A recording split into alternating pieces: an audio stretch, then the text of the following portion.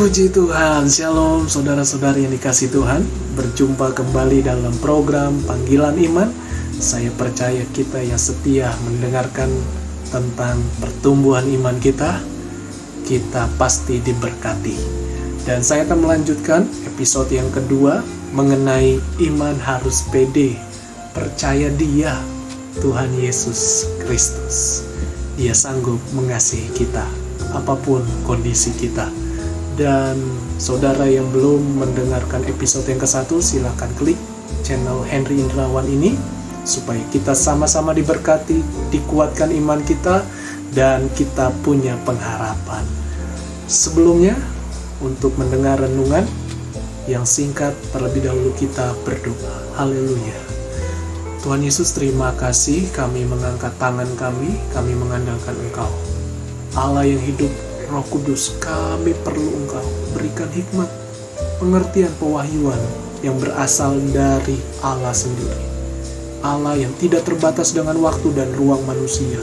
Tuhan sanggup menolong kami mengalami mujizat langsung dari Tuhan. Iman kami dikuatkan, diteguhkan menghadapi gelombang badai hidup yang besar atau goncangan apapun, kami tetap beriman kepada Tuhan. Mampukan kami Roh Kudus, ajari kami, terangi dengan firman-Mu. Haleluya, amin. Buka Alkitab kita dalam kitab Ibrani pasal 11 ayat 4 sampai yang ke-6. Saya bacakan. Karena iman Habel telah mempersembahkan kepada Allah korban yang lebih baik daripada korban Kain. Dengan jalan itu ia memperoleh kesaksian kepadanya bahwa ia benar. Karena Allah berkenan akan persembahannya itu, dan karena iman ia masih berbicara sesudah ia mati. Bapak Ibu Saudara, kalau kita baca Alkitab dalam Kejadian pasal yang ke-4, di mana kakak beradik yaitu Kain dan Habel sama-sama mempersembahkan persembahan kepada Allah. Kain mempersembahkan sebagian dari hasil tanah atau bumi, mungkin itu sayur mayur atau tumbuh-tumbuhan atau juga buah-buahan. Tetapi Habel memberikan persembahan yaitu anak sulung kambing dan dombanya, yakni lemak-lemaknya yang terbaik. Jadi sama-sama mempersembahkan, tetapi Allah berkenan akan persembahannya Habel, sehingga Tuhan menegur Kain. Dan Tuhan berkata, mengapa engkau tidak memberi yang terbaik? Apakah wajahmu tidak berseri kalau engkau memberi yang terbaik? Tetapi karena engkau tidak memberi yang terbaik, dosa sudah mengintip di depan pintu atau di hidupmu. Jadi Kain marah, benci, geram, sehingga dia membunuh Habel. Sehingga di ayat ini dikatakan sekalipun sudah mati, darahnya berbicara, bersaksi. Tahukah saudara, kita adalah orang-orang benar. Sekalipun kita diibaratkan mati pun, Tuhan yang akan membela kita. Karena Tuhan itu adil. Saudara jangan takut, Tuhan pasti bela saudara. Tapi alasannya mengapa Tuhan lebih berkenan kepada persembahan Habel? Intinya adalah Habel memberi yang terbaik. Bukankah pada zaman itu Kain yang lebih terpopuler karena manusia belum memakan daging atau hewan sebagai konsumsi makanan untuk tubuhnya, melainkan yang lebih terpopuler adalah hasil dari tanah. Tetapi karena motivasinya, Kain sudah salah di hadapan Tuhan. Tuhan itu kan maha tahu siapa hati kita, motivasi kita. Jadi Tuhan menegur Kain dan Tuhan menolak persembahan Kain. Saudara yang dikasihi Tuhan, kita belajar dari hal ini. Biarlah kita memberikan persembahan yang tulus, yang murni, yang ikhlas, dan motivasi yang benar. Saya sama belajar juga. Saya percaya kita sama-sama belajar tentang iman kepada Tuhan Yesus, harus mempersembahkan sesuatu yang tulus, yang murni. Jangan hitung-hitungan dengan Tuhan. karena Tuhan tidak hitung-hitungan. Dan yang selanjutnya ayat 5, karena iman Henokh terangkat supaya ia tidak mengalami kematian dan ia tidak ditemukan karena Allah telah mengangkatnya. Sebab sebelum ia terangkat ia memperoleh kesaksian bahwa ia berkenan kepada Allah.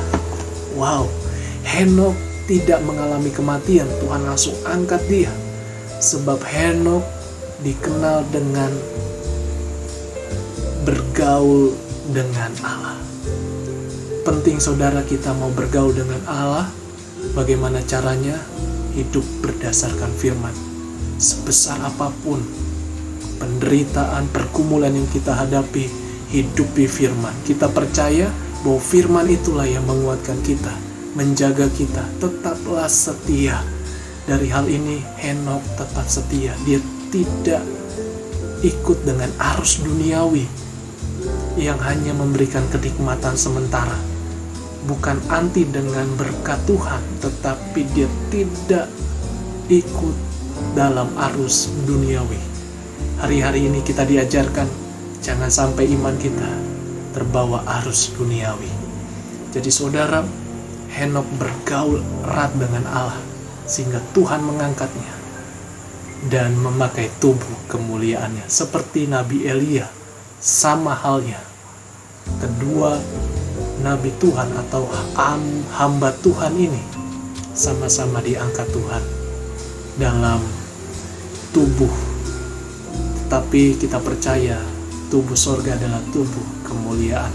Karena daging ini tidak ada tempat di sorga. Ini akan kembali kepada tanah, tetapi yang diangkat akan menjadi tubuh kemuliaan. Saudara yang dikasihi Tuhan, mari kita belajar seperti iman dari Henokh. Tuhan membawa, menuntun Henokh untuk tetap setia kepada Allah. Jadi alasan iman kita percaya kepada Tuhan, yang kesatu adalah iman mengajarkan untuk memberikan persembahan yang terbaik. Saudara, persembahan yang terbaik adalah hidup kita, perubahan hidup kita, pertumbuhan iman kita terus menerus, terus bersinar bagi kemuliaan Tuhan. Apapun yang Tuhan percayakan, lakukan dengan iman.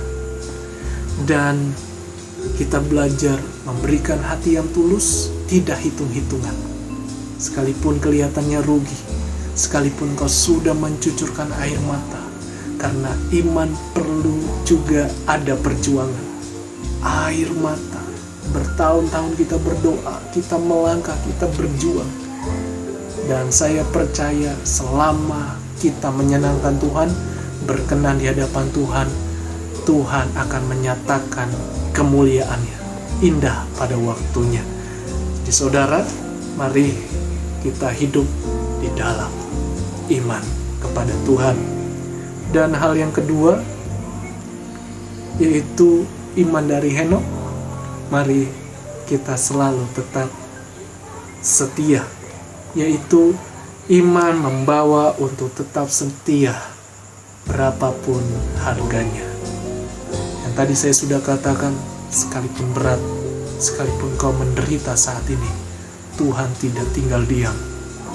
Tuhan akan menyatakan mujizat pertolongannya selama kita tetap beriman, mempercayai Allah yang hidup.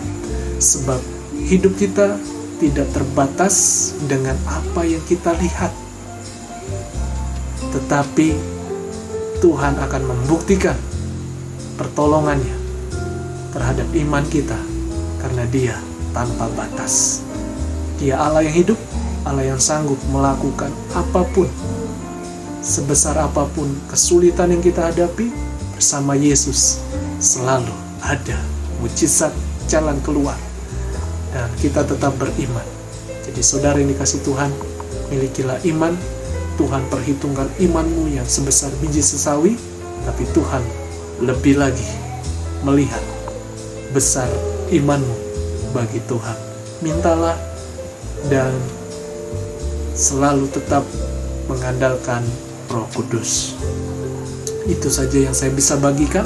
Saya percaya kita pasti dikuatkan, diberkati. Dan jangan lupa, andalkan selalu Roh Kudus. Dialah yang memampukan pribadi kita masing-masing. Tuhan Yesus memberkati. Saya percaya hari-hari yang baru kita akan melihat mujizat iman pasti digenapi Tuhan. Haleluya. Shalom. God bless you.